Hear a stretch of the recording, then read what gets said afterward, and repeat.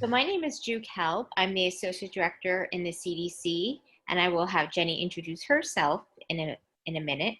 And today's presentation is really discussing, which a lot of you are probably trying to figure out, redesigning your summer. What does that look like with all the changes?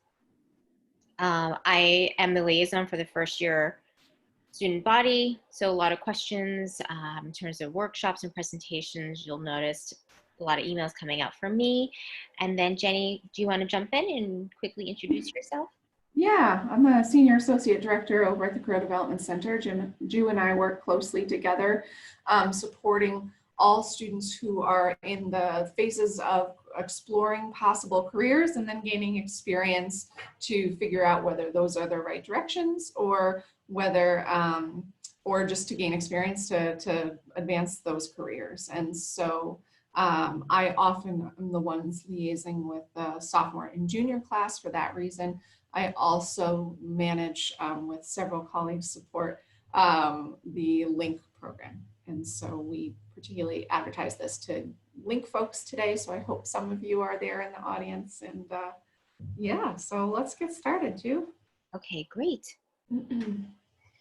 So Jenny and I are going to be discussing a little bit again about goal setting, being strategic, and thinking about what to do over your summer and brainstorming. So please, Jenny, jump in. Should I forget something or you'd like to go ahead and add, and vice versa, I'll jump in as well. Great. And so obviously students are trying to figure out what to do with your summer. Perhaps you already had goals and plans and now they're either in a pause setting or they're completely being revamped. Because of the restrictions or parameters that are happening in the world right now, it seems like everything is changing literally daily. Perhaps what you were thinking today is going to be very different than what you'll be thinking tomorrow or a week from now, because again, with the restrictions as well as your own mental health and well-being, what you may want right now may look a little different in terms of what you're comfortable with in the next couple of days, and know that is completely, absolutely normal. And that's happening across the board between students, whether it's at our institution, but across the board. And so we really want to acknowledge that things are rapidly changing and think about what are your goals and parameters of how that's influencing your summer, but most importantly, being very creative. And with creativity, flexibility is really crucial. What you may think about in terms of goals originally may need to be revamped, and that the core and the essence of what your goals are still embedded with what you want to do in the summer, but really thinking about how can I be a little bit more flexible. And again, with that flexibility comes the mental energy of thinking about, okay, what do I need to do to be creative in this venture? Right, so with that being said, let's go on to the next slide. All right, so let's talk about those goals. And most importantly, how have those goals emerged? There are a couple of elements that we really want to make sure that you're mindful of. Building a network, I'll talk a little bit about that towards the middle to closing, and Jenny will talk about specific skills that you can venture in and explore. Having confidence, again, I can't stress enough, there's such a roller coaster of emotions.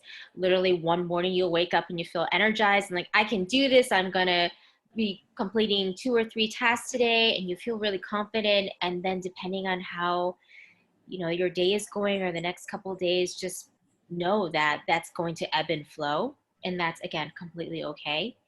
Building knowledge, and we'll again talk about some of the 4 P's and how that integrates into knowledge building, and Jenny will go into that, as well as making money. That's crucial. I'm sure that's on a lot of students' minds in terms of if you're a first year maybe or a sophomore, you were originally thinking about returning back to that summer job that you had been doing the last couple of summers, maybe something you've been an alum since high school, and now that things have shifted, those positions may or may not be available. So again, that flexibility and creativity to figure out if money is essentially one of your goals, what can you do about that?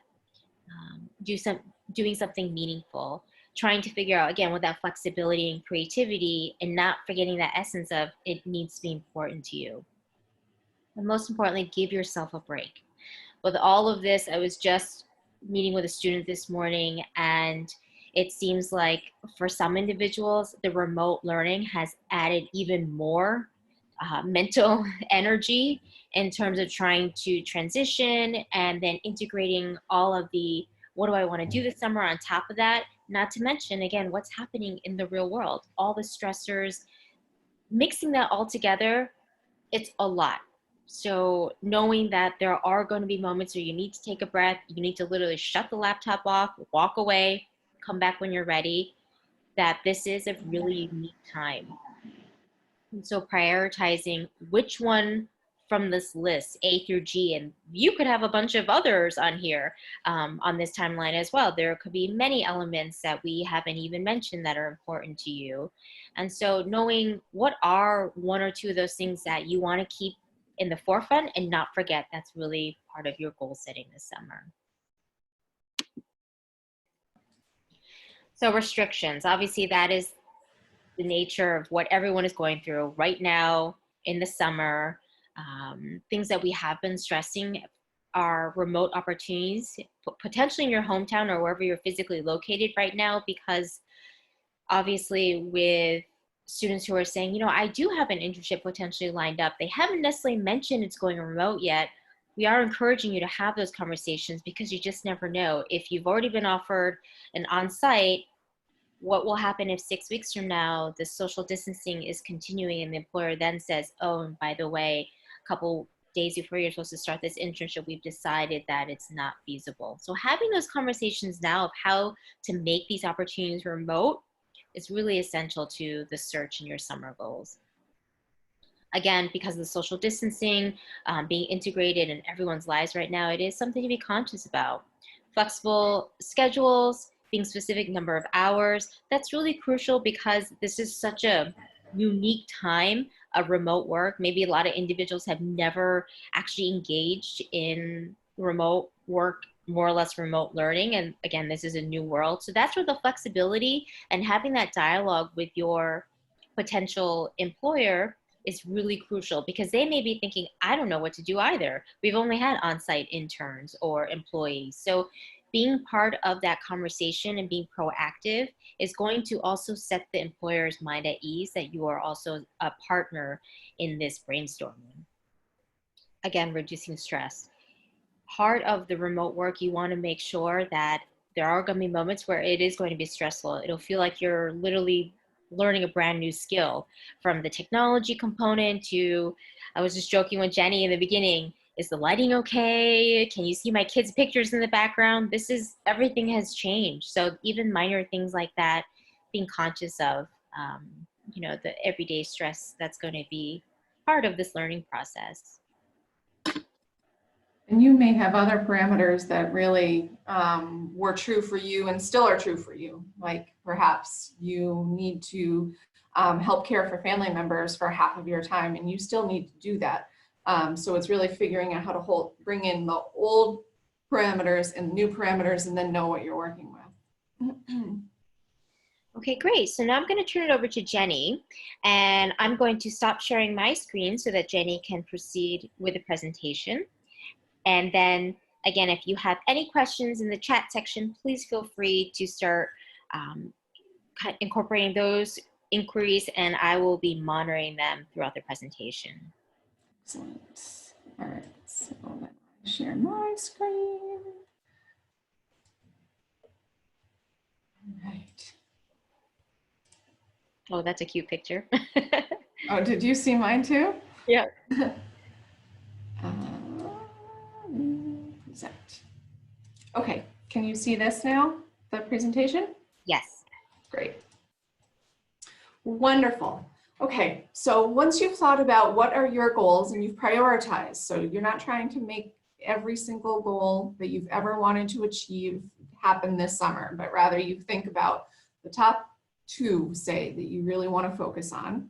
Maybe you want to meet people in your field of work, and maybe you also want to build a particular skill. So that seems like enough to accomplish this summer. So prioritize that and then figure out what parameters you're working with. And then think about what activities match those goals, right? So if your two top goals were to say earn money and build skills, a summer job might be a great fit. If you had an internship already and you're able to convince them to work on doing their internship remotely, then great, stick with that activity. That matches all your original goals, and now perhaps can meet the new parameters. But if your goal is meeting people in the industry and building confidence, an internship might be the right thing for you. If you want to work in nonprofit and building a network and doing meaningful work are the top most important things for you, then maybe volunteering is the right thing. If you want to meet new people and also give yourself a bit of a break, then maybe doing some couch networking will be the way to go this summer. Maybe just your big top priority is, this has been stressful, I need a break, so take a break. That's okay, and it's not going to tank your career forever. Perhaps you have an academic goal that you were hoping to pursue through an internship, say with a faculty member this summer, but they're no longer able to coach you in that. Consider doing an independent research project. Or maybe you can advance your artistic abilities through a creative project. Or maybe you can make some money with an entrepreneurial project. And I don't know why I didn't put it on here, but there's a slide later about potentially developing skills through taking a class. And so just think about those goals and what sort of your limits and parameters are, and try to match them to one of these activities. This is one of those places where sometimes it's difficult. There's so many options that it's difficult to see which one might be right for you and your goals. So it's a great moment to connect with an advisor, either a faculty advisor or us over at the Career Development Center. We have appointments open. I'm happy to talk to anybody for 30 minutes to try to figure out what to do with your summer given your own particular set of circumstances. We also have office hours every afternoon from 2 to 4, where you can pop in and just talk briefly. It doesn't have to be a formal 30-minute conversation. So just keep that in mind for figuring out the particulars. But does anybody have any questions right now that they just want to share with a group around how do I pick the right thing before we get into how to actually achieve those things?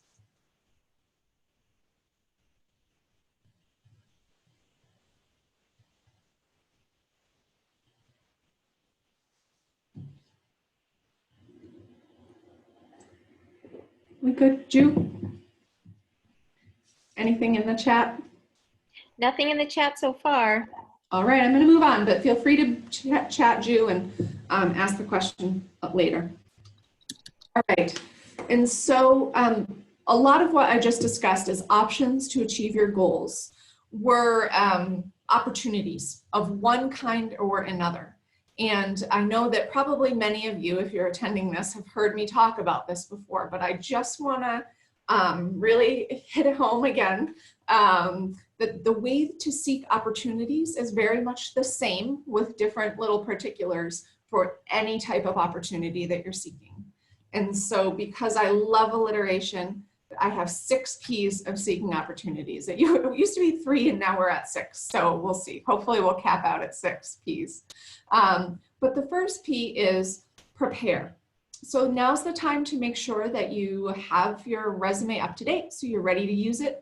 That maybe right now is more important than usual, even to update your online profile if you have it, whether that is a LinkedIn account or an online portfolio of some kind.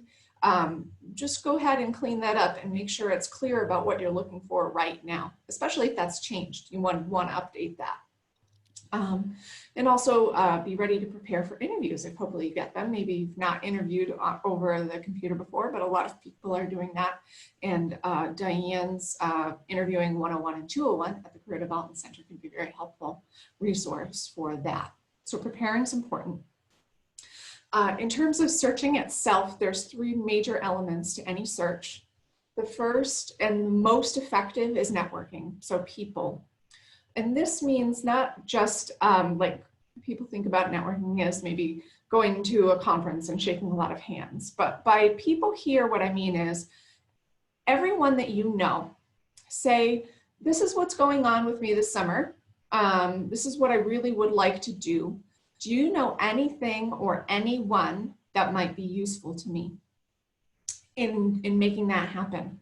And then follow that advice. That's your faculty, your friends, your family, anybody who you know, because you don't know who they know or what they know until you ask them that direct question. So do that. And then Ju will talk about how to expand that network through using Mount Holyoke alums a little later. But even people have found internships or jobs like talking to their doctor or at and those things can be done at any time. And we'll talk more about specifically how to do that with each of these things that you want to do.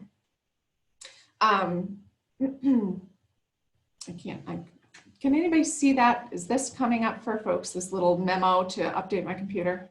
Yes. Okay. There. Okay, it's gone. Okay. Next thing on the list is places. So people's the most effective way to go about job searching, but the next one is places. So places means just going directly to organizations you want to engage with and asking.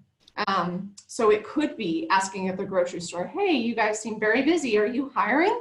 Or it could be reaching out to your school and saying, do you need your high school perhaps, and saying, hey, did you need support getting yourselves set up for remote learning? If that's going to happen in the fall, what are you guys doing about that? Or looking at a nonprofit that's serving families in need during this challenging time and asking if they need volunteers. So that's just going directly to a place that you want to work with and asking to work there. And that actually works a great deal of time, and at least half of every summer, at least half of students say that's how they found their opportunity at Mount Holyoke. And then finally, there's postings. So there are still job postings, there are still internship postings, and there's certainly volunteer postings right now. And those are all fine ways to find work.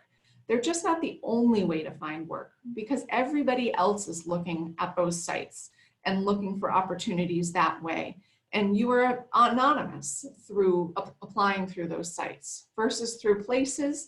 You're showing up and asking a question, or people, you are connecting to people who know you or know someone that you know.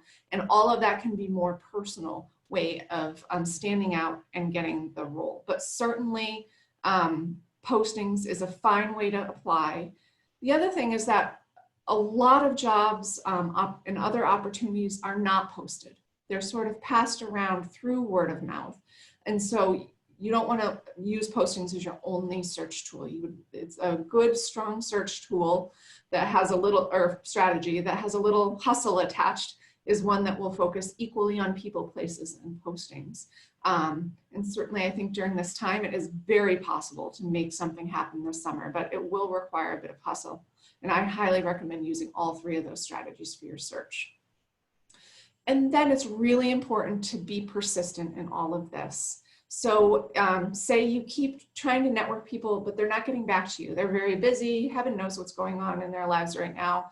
And they haven't said anything back. Don't give up on that as a strategy. Don't say, oh, people, it doesn't work.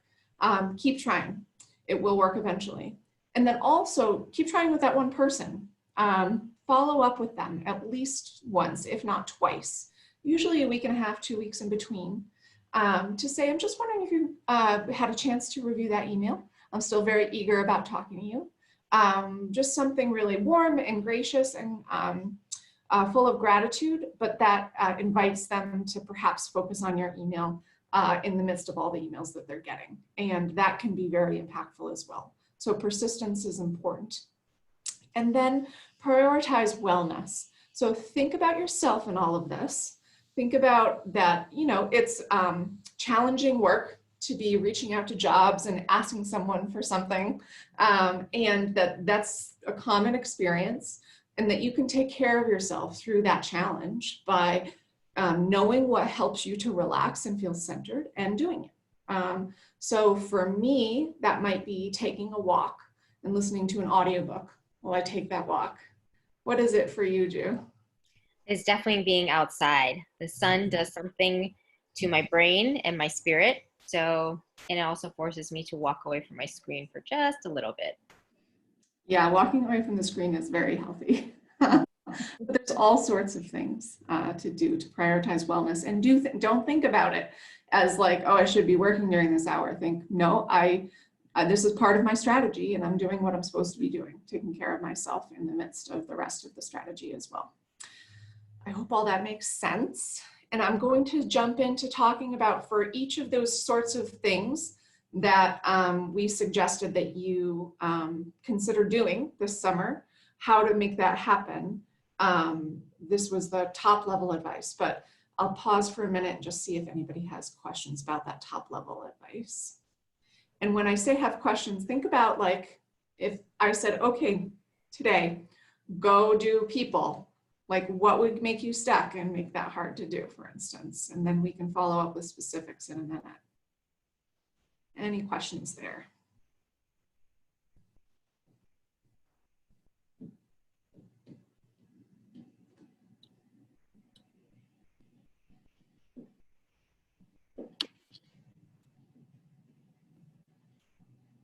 All right. I'm just assuming that other people are much faster typers than me. If I had a question, it would be like 3 slides from now, you'd get it. But if they pop up, you can let me know. All right, so first let's talk about finding jobs, finding summer jobs, finding other sorts of jobs. And so Ju is going to focus in a few slides on networking for a variety of reasons. But one of them, as I said, is finding jobs. And that's finding any kind of opportunity. So I'm going to leave that up for Ju on how to do it, but certainly think about everyone that you know, again, people in your town. Like this is a good moment. If you want a summer job close to home, talk to everybody you know and just say, I'd like a summer job. Have you heard anybody who's hiring? Who should I be talking to? And then follow up with that advice, okay? Cold calling. If you know people who are hiring or who are open, and busy, or who have like suddenly had to change the way they do business, this is a good time to just call them up and say, hey, are you hiring? Could you use somebody? I'm ready. People who we know are hiring right now, grocery stores, hardware stores, pharmacy, delivery folks delivering food, delivering medicine, Amazon, medical scribes. That does take some training, but you can get that done and then do scribing unless you already have it, of course. Tutors, so that's more of like a that tutor companies are growing, but also individual tutoring is growing as a tool because kids are home right now. Mine is home and trying to really teach themselves how to do things. So tutoring is growing. And elderly services, so bringing groceries and picking up other things for the elderly during this time.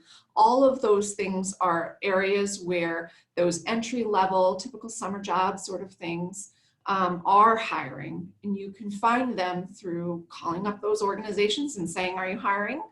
And you might catch somebody before they've posted, right? They just thought, oh man, we're really busy and exhausted, or maybe somebody just called out sick and they're going to be out for 2 weeks. You might call it just the right time. But the newspaper is another place. So people don't buy paper newspapers as much anymore, but say in our area, even like the Hampshire Gazette, for instance, in our area has a classified section where local organizations post jobs. And that's pretty common that small local organizations will post locally in the newspaper. But also check Handshake. There are summer jobs in Handshake, and I'll show Handshake in the internship slide. JobX2, I think the college will have a little bit of summer hiring, and again, it may be different from what's normally available in the summer. It's not 100%. Everybody's still figuring the summer out at the college, but I think it's still worth checking and applying to things that appeal.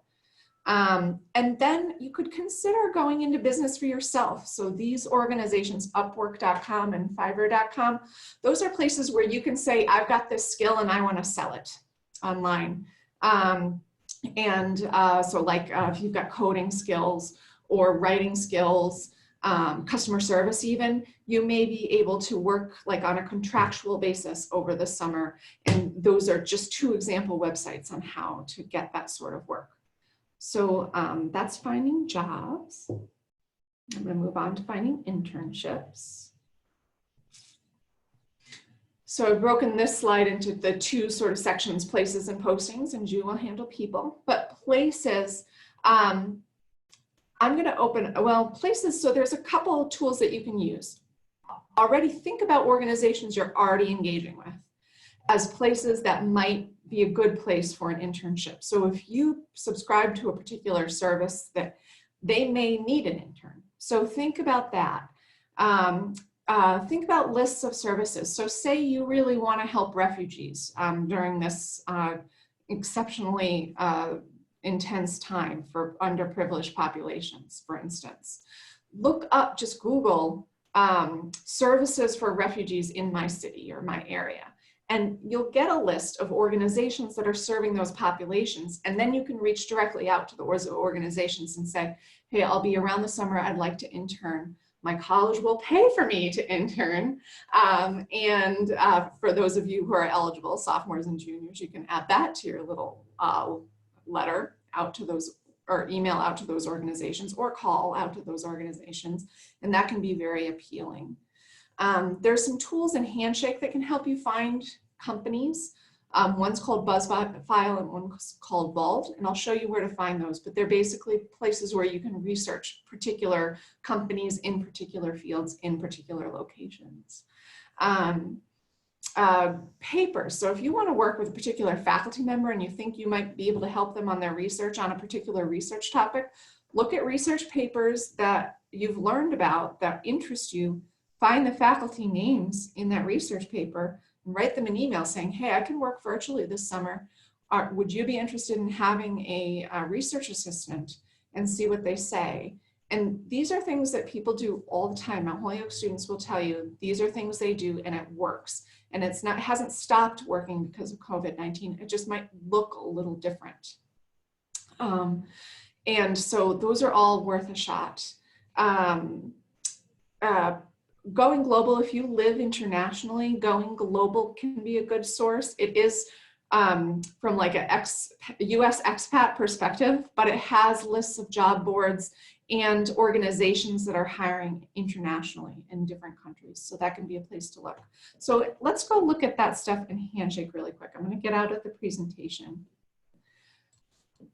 So in Handshake, a couple things I want to show you. So in jobs in Handshake, we've been doing a lot of research on what internships can be done remotely. So I just want to show you really quickly in jobs. If you go to filters, go all the way to the bottom of your filters and click on, oops, where is that label? Right at the bottom, click on remote as your search filter. And then if you're looking for an internship, say, click internship here, and then see jobs. So there's 187 that we've looked at and tagged as potential for remote. Some of these are like really fully remote, and then others, the employers have said, we'll do a remote internship until we don't have to anymore, and then we might consider moving it to in-person. So there's a bit of a mix under that remote label. But then you can additionally filter by location, if that's what is interesting of you, but you can really leave location pretty much open right now. So that's just one search to be considering. And if you just want to keep your eye on those, go ahead and save your search, and it will start emailing you with new things that meet that criteria in Handshake. So that's job search, but the other stuff that I was just talking about is actually someplace else. It's under Career Center, and then under resources. So if you click on online resources and logins, there's a bunch of different resources here. So art search, this has art related internships and jobs. Big interview is interview preparation that you can do on your own. BuzzFile is that organization. This organization keeps track of companies in different cities. So you can say, and they give it to colleges for free, but you have to search by major. So you'd say like, I want to do something related to my psychology major in Boston, and you can search all the companies that have some connection to the psychology field in Boston here and find organizations that you want to reach directly out to, for instance. Going Global, that has these international career guides by country. So you can look at that if you're in a different country. We'll talk about LinkedIn Learning later. Lock in China is specifically for Chinese citizens. So if that's you, check that out for job seeking and advice. Vault is another one where you can look up companies specific in a particular industry. It also has some internship postings. And then that's what I wanted to show you there. So, and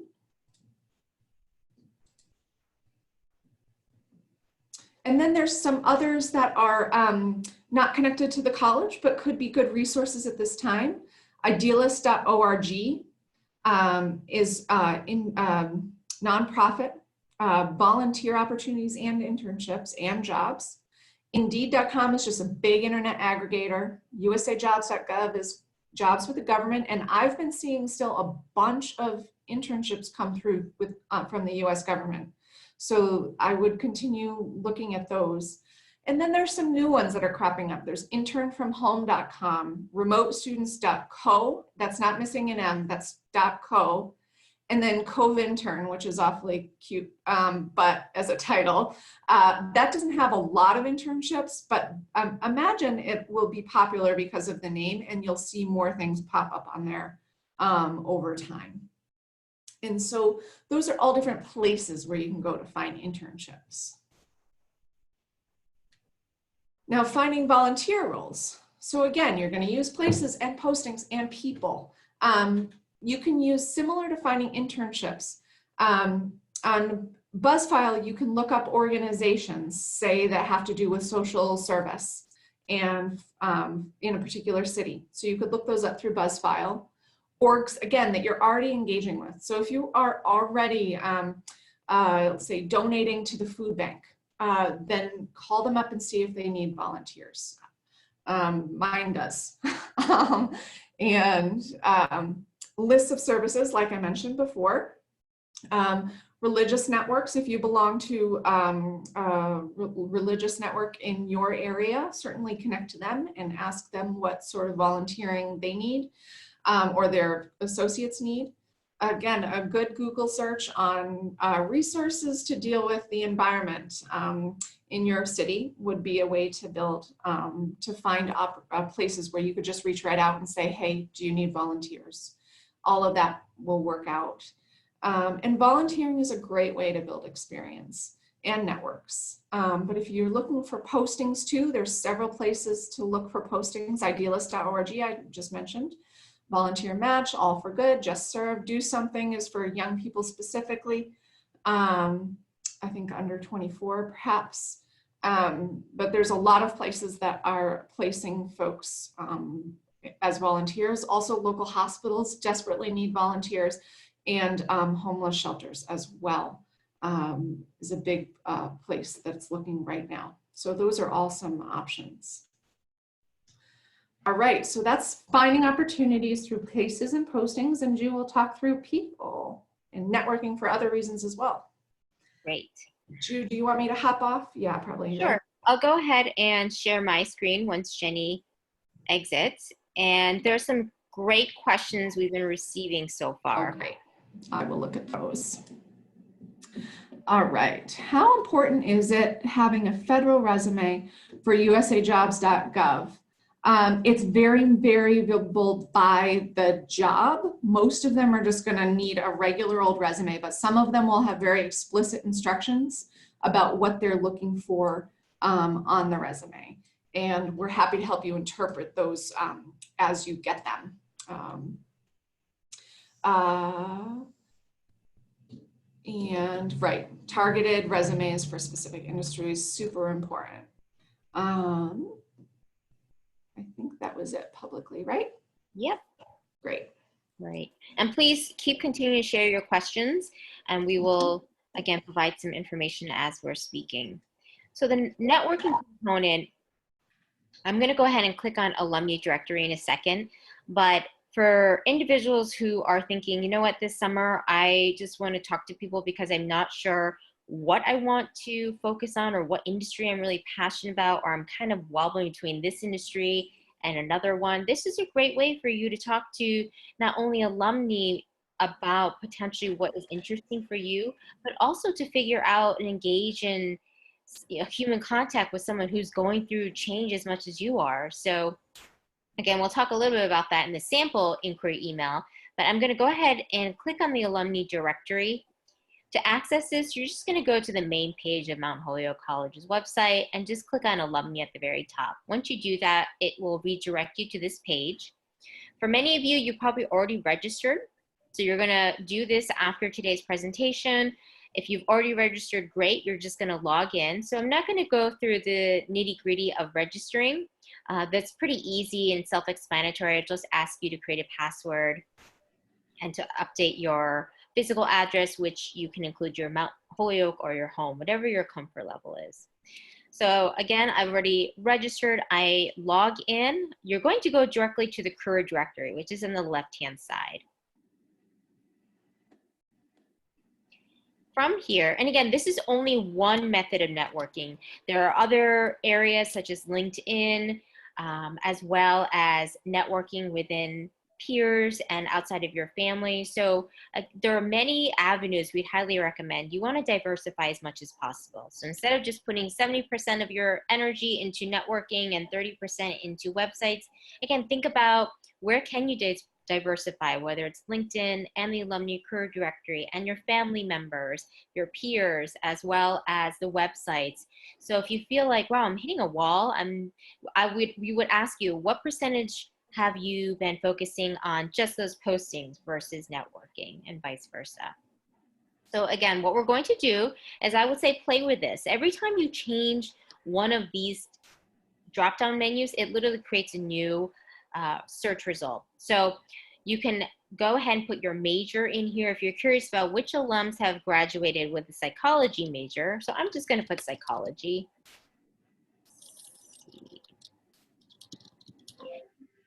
And again, if you know there are certain industries you're very curious about, for example, something with social services, you can scroll through, and you can also pick more than one tab. So I'm just going to select Human Social Services Agency.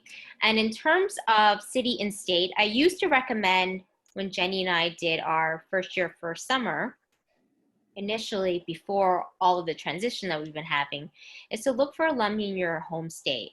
I would recommend doing that because if you do find alumni living close by, there is still that connection, even though meeting physically may not be feasible right now. Mentioning your email. I'm also from, for example, for myself, near Hartford, Connecticut. I've grown up my entire life going to West Hartford Center. That connection is really powerful. So look for alumni who are close to you. But again, you eventually want to, because everything is being done remote anyways, particularly networking right now, expand your search to beyond just your home state as well.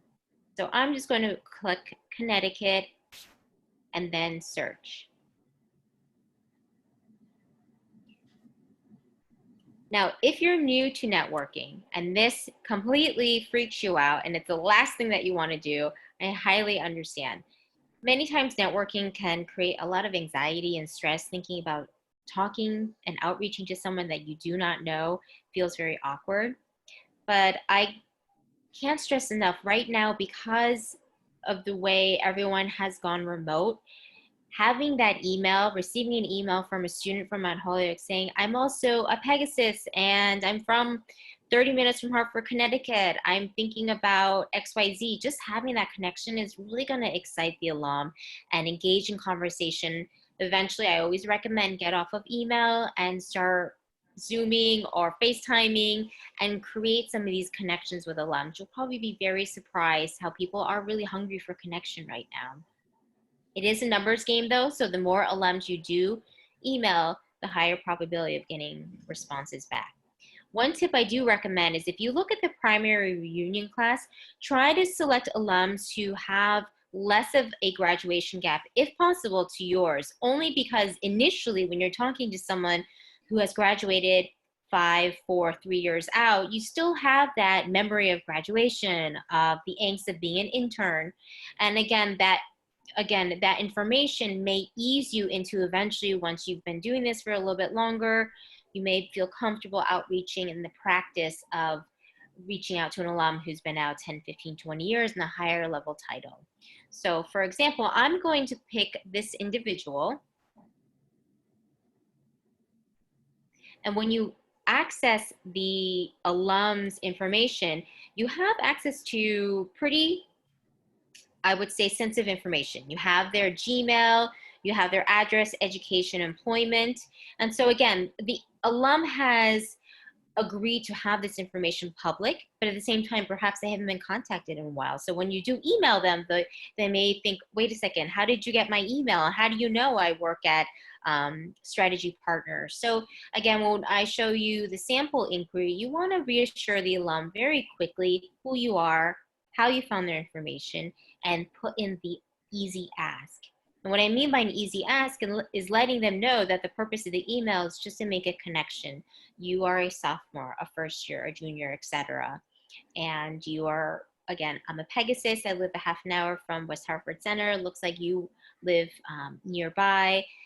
You're also working in consulting. I've always been thinking about that for the last couple of years, or I'm just beginning to think about what consulting work looks like. So again, that connection is going to be pretty powerful.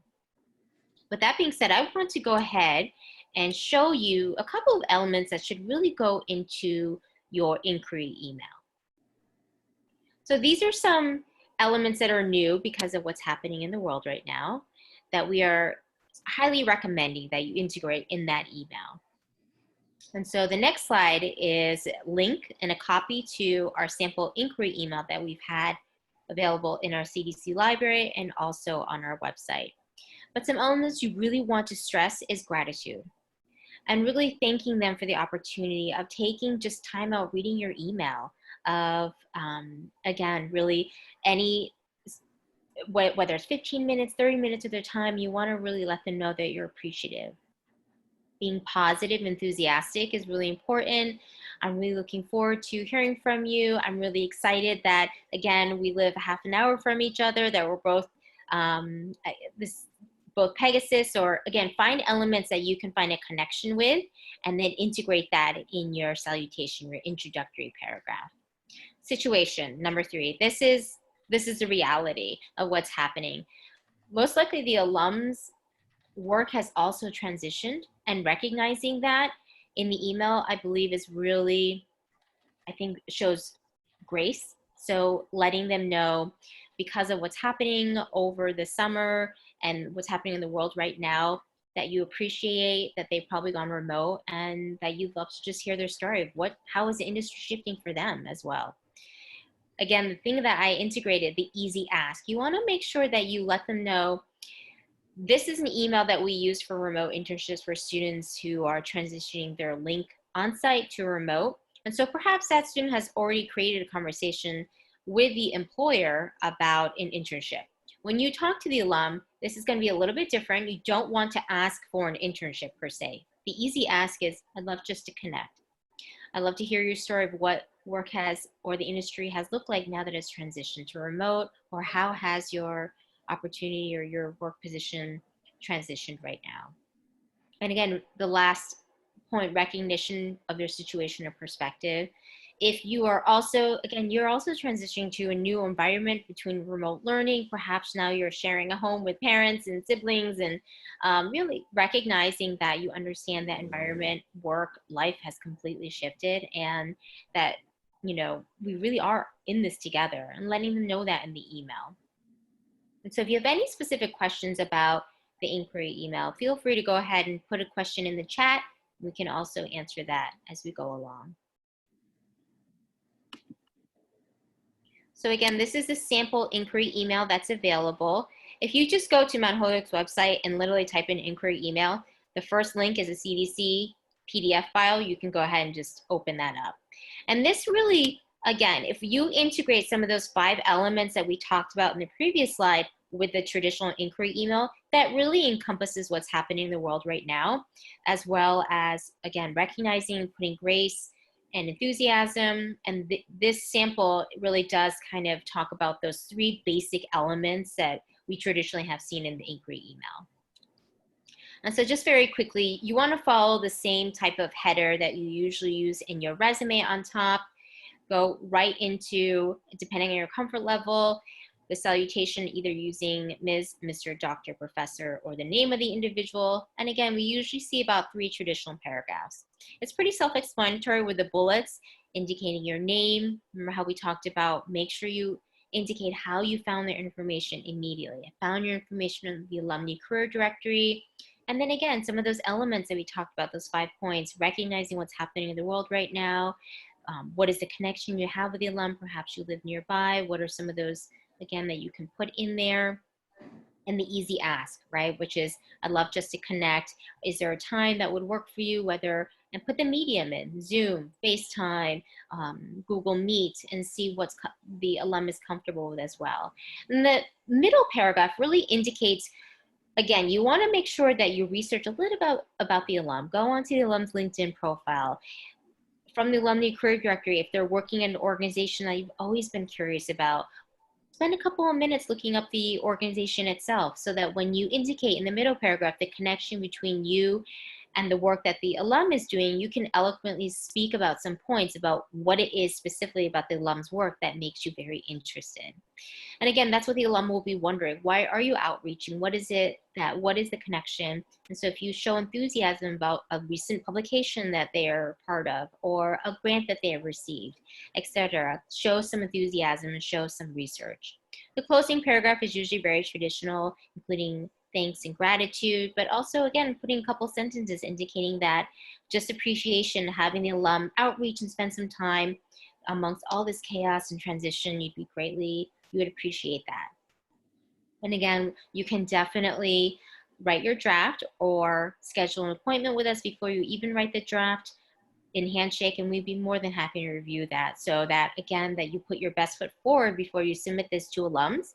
And it's a very quick, easy appointment, whether that's in office hours or a 30-minute appointment with an advisor, just to make sure that there isn't anything in there that would turn the alum off, because if it does, not only will the alum most likely not respond to your email, but potentially not respond to other students' emails. What I will add is alums are really engaged and wanting to help right now. There's been this whole outpouring. I know that you all know from the emergency fund that was built from mostly alum donations. And also we sent out a call saying, please build remote opportunities for our students. And we got like 30 within a week. So alums are really excited about helping and concerned about you. So don't be shy about using that help. Great. All right. So, and finally, to wrap up, I just have there's a couple other things that you might consider. So developing a research, creative, or entrepreneurial project. One thing to consider is who might help you just be cognizant of how feasible the project is, or structure it, think through the possibilities. And faculty can be really great for that. Also, if you want to use your research for anything academic, like a thesis or an independent study, then you really want to make sure you have a faculty mentor. People have used faculty mentors for Mount Holyoke and also other institutions as well. So if, say, there's somebody at Smith who's doing the work that you would like to do someday, don't be shy about reaching out to that person and just saying, you know, I've got this project idea. Would you be willing to give me some tips or mentor me even over the summer? For LINC, you do need a faculty mentor defined to do research. And it takes some time to build a good research project. I know anybody who did LINC Step 1 had to take a whole bunch of stuff about how to be a good researcher at the beginning of the year, but and one of those things that was emphasized was the time. But if you have a research project and you sort of dismissed it, maybe because you got, for this summer, because you got an internship, but then maybe that internship fell through, well, maybe it's time to shake off that research project again. It's totally possible. And when you're thinking about a project of any kind, research, creative project, entrepreneurial project, here are some quick elements, but I'll send out some more robust materials afterwards, but to consider when you're doing that, like, what's your goal? How does this fit into the larger landscape? And who else has done work like this in the past? What is the design of your project itself? How long will it take? What's your budget, both like time budget and money budget? And then what do you expect to create long-term and by the end of the summer? So those are some things to think through. And if thinking through that makes you excited and makes you think, I can actually make this happen, then go ahead and find that mentor and make it happen. Link being reduced, the hour restriction for Link now being reduced to 120 for this summer. And you have more time to apply for Link means that this might actually be something that you could, just get a project started and then finish it during the academic year. So this is something to consider. And a lot of people do incredibly cool things. And then, right, so also another thing is professional development. So a lot of people aren't aware that the college subscribes to a resource called LinkedIn Learning, which has a bunch of wonderful tools for learning professional skills. So there's tech skills in there, there's interpersonal skills, leadership skills, a bunch of things, and those are free. And then another tool that I personally use quite a bit, so I put it on here, is Coursera. It's college courses. You can, each course, if you don't want to do anything really fancy, is $40 a month, and it's usually 1 or 2 months to complete, to take a college course, and that's all topics that anything that you might get at college, except for lab courses or art courses maybe, are available through Coursera. And you can get certificates and things. Skill Crush is fee-based, but it's tech classes and they've got a lot of good content. And then the Mount Holyoke Language Resource Center has several free language learning tools as well. So if your goals are more aligned with building a particular skill, you might check out these tools and see if that skill is available through a class. And then you could maybe add on a little networking to build a professional network, and you'll be in really good shape even if you didn't get an internship and a job. So consider that as well. So there's an incredible amount of options for you to consider. Hope not to be overwhelming, just wanted to make sure that you felt like you had a lot of resources at your fingertips, but in sort of sorting through all of it and figuring it out what might be best for you, please do use advisors. We're really ready to help you figure that out. And any questions? Oh, here I see one. How does it work if your faculty member does not really speak English, as in a teacher that was met during study abroad? Well, a language barrier will definitely be tricky, but if you mean for Link specifically, when we are challenged by a supervisor who doesn't speak English, we ask the student to translate the materials, and then we have the supervisor send them back. So if you're in that situation where you need Link approval with a language barrier, then connect with Link UAF at mtholyoke.edu, and we'll talk you through how to figure out getting the approvals in. But if you're talking about more for yourself and how to have a good relationship with a language barrier, definitely the Zoom would be better, right, than over the phone when you can see each other and interpret that. You may also want to think about, should I have a team of a couple people who are willing to contribute and clarify things if I need more clarity that I can't get because of a language barrier. Other questions? Does that answer your question? More for Link. Great, perfect. Anything else?